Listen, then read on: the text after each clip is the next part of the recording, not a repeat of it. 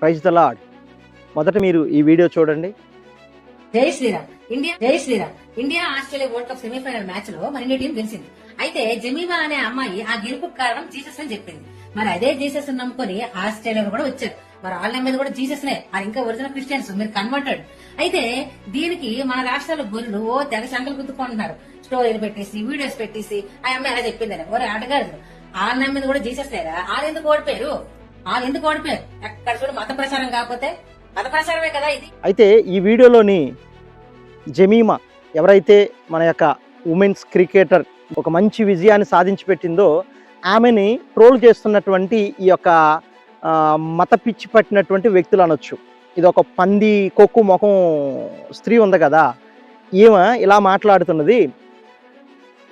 యేసు ప్రభుకి thank you చెప్తే అది మత ప్రచారం అంట. అయితే ఎదుటివారు ఒక Yesu Prabhu thank you, Yesayya thank you అని చెప్తే మారిపోవడానికి ఎదుటివారి యొక్క మతాలు అంత వీక్నెస్గా ఉన్నాయా? వారి యొక్క ధర్మాలు అంత వీక్నెస్గా ఉన్నాయా? ఒకసారి ఆలోచించండి. ఈ వీడియో ఒకసారి చూడండి. మన ప్రధానమంత్రి గారు, మన యొక్క గ్రేట్ ప్రధానమంత్రి గారు ఒక ఇంటర్వ్యూలోని ఆయన మాట్లాడుతున్నారు. उड़ीसा के आदरणीय सैयद सिद्दीकी हुसैन माननीय प्रधानमंत्री जी से बात करें। जय जगन्नाथ।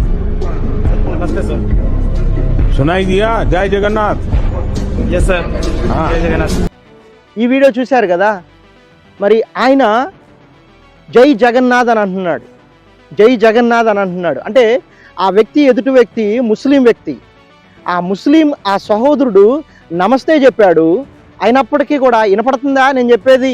జై జగన్నాథ్ అని అంటున్నాడు. అంటే వారి యొక్క ఒడిస్సాలో వారు జగన్నాథ్ దేవుణ్ణి ఆరాధిస్తారు కనుక ఎక్కువగా హిందువులు వారి యొక్క ఊత పదం అన్నమాట జై జగన్నాథ్ అంటారు. మరి అలాంటప్పుడు ఇది కూడా మత ప్రచారమే అనుకోవచ్చు కదా. మరి మత పిచ్చి పట్టినటువంటి పందికొక్కులు ఎక్కడికి వెళ్ళాయి? ఈ పందికొక్కులు ఎక్కడికి వెళ్ళారు? ఇది మత ప్రచారం కాదమ్మా.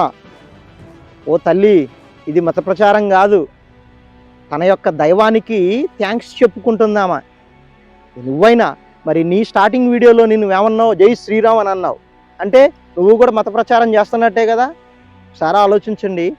ఒక్క థ్యాంక్స్ చెప్పంగలోనే మతం మారేస్తారనుకుంటే అది మీ భ్రమ. మీ స్నేహితులందరికీ కూడా ఈ విషయాన్ని పంచుకుంటారని, మరి ఏదైతే ట్రోల్ జరుగుతుందో దానిపైన ఒక మంచి క్లారిటీ ఉంటారని ప్రభువైన యేసుక్రీస్తు నామంలోని మీ అందరు కోరుకుంటూ షేర్ చేయండి. God bless you all. Thank you.